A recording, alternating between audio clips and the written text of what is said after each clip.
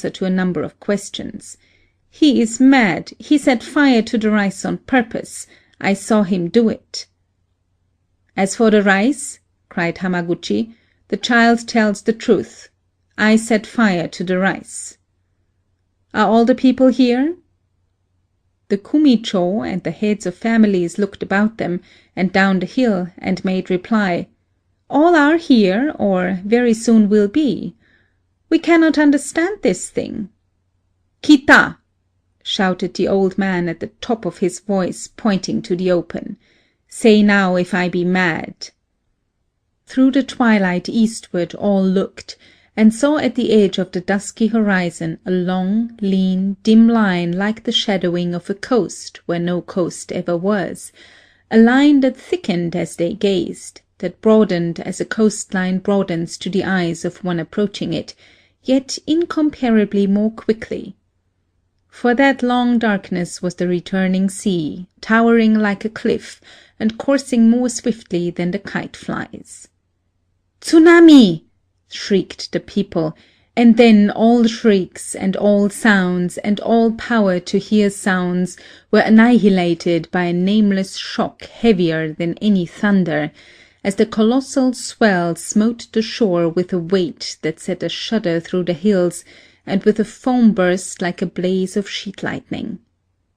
Then for an instant nothing was visible but a storm of spray rushing up the slope like a cloud, and the people scattered back in panic from the mere menace of it. When they looked again, they saw a white horror of sea raving over the place of their homes. It drew back roaring, and tearing out the bowels of the land as it went. Twice, thrice, 5 times the sea struck and ebbed, but each time with lesser surges. Then it returned to its ancient bed and stayed, still raging as after a typhoon. On the plateau for a time there was no word spoken. All stared speechlessly at the desolation beneath, the ghastliness of hurled rock and naked riven cliff, the bewilderment of scooped-up deep-sea wrack and single shot over the empty site of dwelling and temple. The village was not. The greater part of the fields were not. Even the terraces had ceased to exist, and of all the homes that had been about the bay there remained nothing recognizable except 2 straw roofs tossing madly in the offing. The after-terror of the death escaped, and the stupefaction of the general loss kept all limbs dumb, until the voice of Hamaguchi was heard again, observing gently, "That was why I set fire to the rice."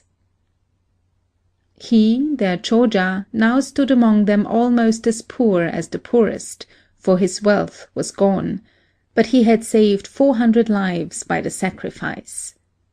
Little Tada ran to him and caught his hand, and asked forgiveness for having said naughty things.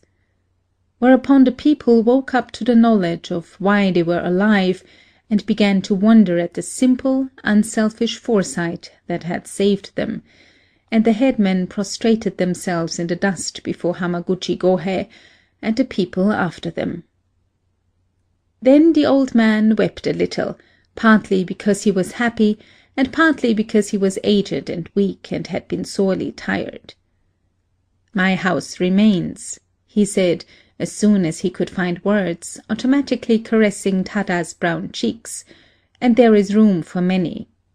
Also the temple on the hill stands, and there is shelter there for the others." Then he led the way to his house, and the people cried and shouted. The period of distress was long, because in those days there were no means of quick communication between district and district, and the help needed had to be sent from far away.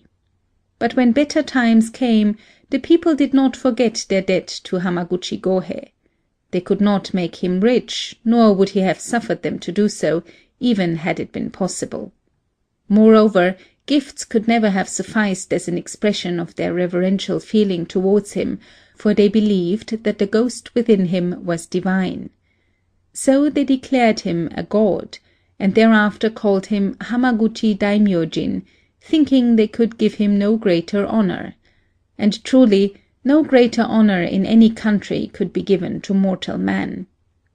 And when they rebuilt the village, they built a temple to the spirit of him, and fixed above the front of it a tablet bearing his name in Chinese text of gold, and they worshipped him there with prayer and with offerings. How he felt about it I cannot say.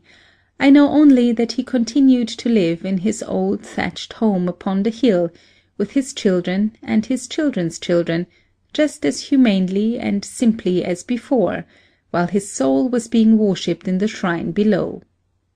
100 years and more he has been dead, but his temple, they tell me, still stands, and the people still pray to the ghost of the good old farmer to help them in time of fear or trouble. I asked a Japanese philosopher and friend to explain to me how the peasants could rationally imagine the spirit of Hamaguchi in one place, while his living body was in another. Also I inquired whether it was only one of his souls which they had worshipped during his life, and whether they imagined that particular soul to have detached itself from the rest to receive homage. The peasants, my friend answered, think of the mind or spirit of a person as something which, even during life, can be in many places at the same instant. Such an idea is, of course, quite different from Western ideas about the soul. Any more rational? I mischievously asked.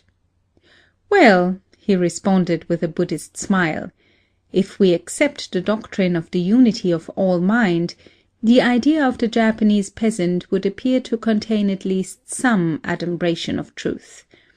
I could not say so much for your Western notions about the soul. End of section 1.